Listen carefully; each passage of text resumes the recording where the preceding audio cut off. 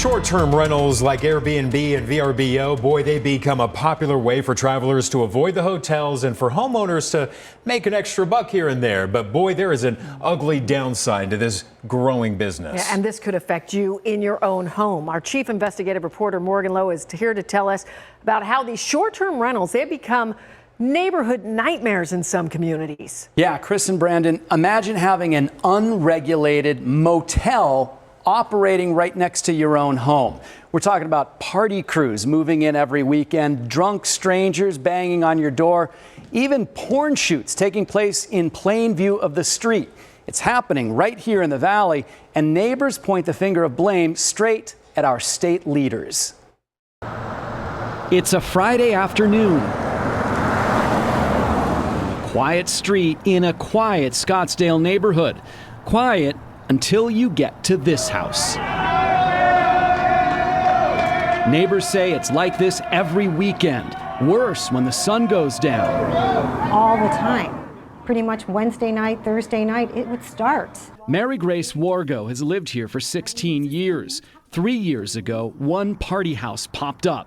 Now there are 4 party houses in her neighborhood, one right next door. Her home security cameras capture the constant chaos. There's just hundreds of people. They're walking all over your property. The next day there's trash everywhere. Do you feel like you're losing control of your neighborhood? Absolutely. We found dozens of similar complaints in neighborhoods across the Valley. Neighborhoods with families. Neighborhoods where homes have been turned into short-term rentals. And these stories have pictures and video.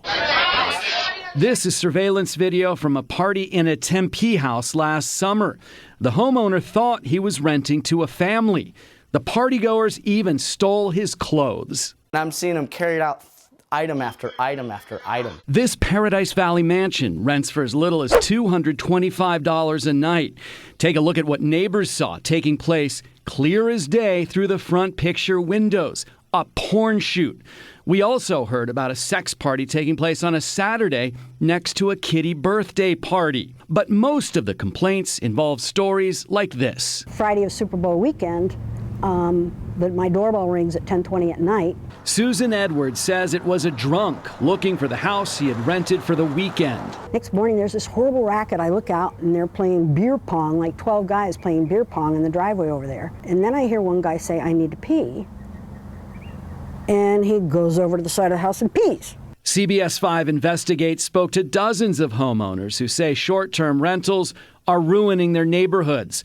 And some of the rentals look like normal houses on the outside, but inside, they're not normal houses at all. We had no idea. Then we found the listing, and it turned out it was listed family home, great night, sleeps 19, great pool and guest room. Sleeps 19. Sleeps 19. That's a hotel. Uh-huh. Oh, yeah.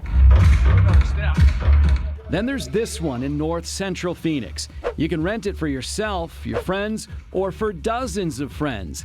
It sleeps 32. This sounds like it's a business. It is a business.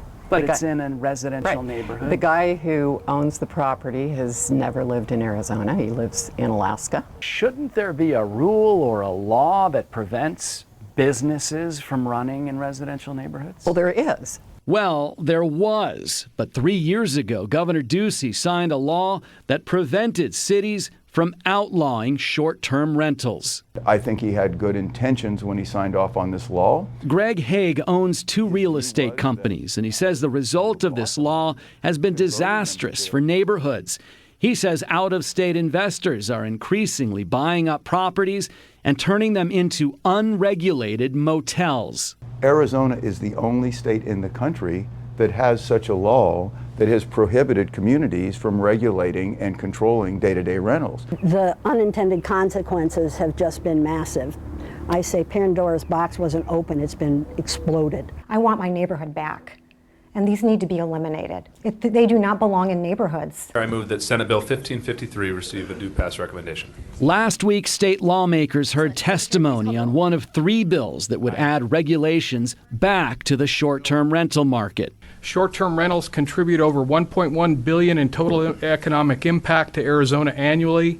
Everybody who calls us hotels is wrong. But it soon became clear getting any new law passed would be an uphill battle. In the past, I've had short-term rentals myself. What are the odds the legislature and the governor are going to agree on something and fix this? Yeah, unfortunately, I think it's looking worse and worse as we get further into session. Representative Aaron Lieberman sponsored one of the bills that would repeal the law that created this problem.